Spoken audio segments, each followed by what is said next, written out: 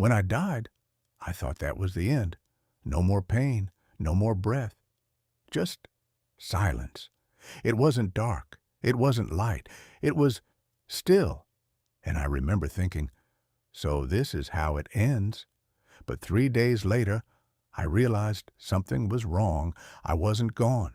I was still there, watching. I saw my own funeral. Strange thing. You never imagine who will cry the most. My daughter stood strong. She always was. But when they lowered the coffin, her hands started shaking. My grandson didn't cry.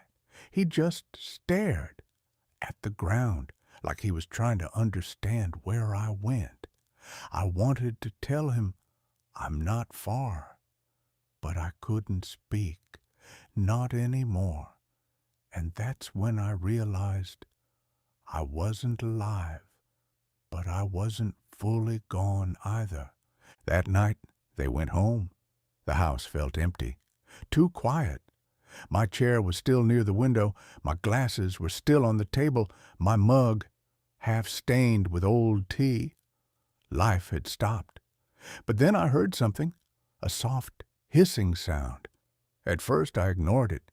Then it grew louder, the gas stove. It was still on, a tiny flame, almost invisible. My daughter had turned it slightly while making tea that morning, and no one noticed. The kitchen window was closed.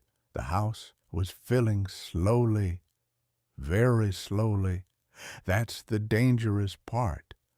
Not fast enough to panic, but fast enough to end everything. I tried to scream. Nothing. I tried to touch her shoulder. My hand went through her. My grandson was upstairs. He was holding my old watch. He kept looking at it, as if time would bring me back, and the smell was getting stronger. I tried to move objects. Nothing. Until I remembered something. That photo frame, the one hanging slightly loose. It was an old nail, weak. I focused, not with strength, but with intention. But the frame, it moved, just a little, then more. Then it fell, loud. Glass shattered. They ran. What was that?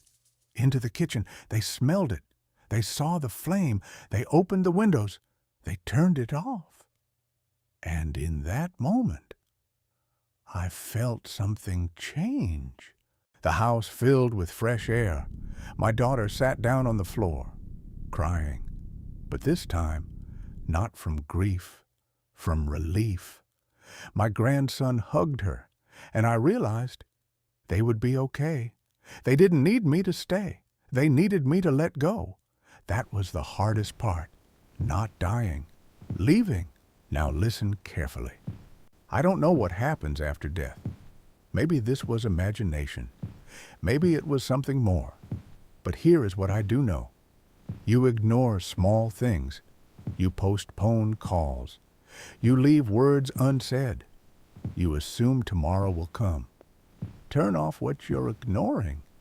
Fix what is loose. Call your parents.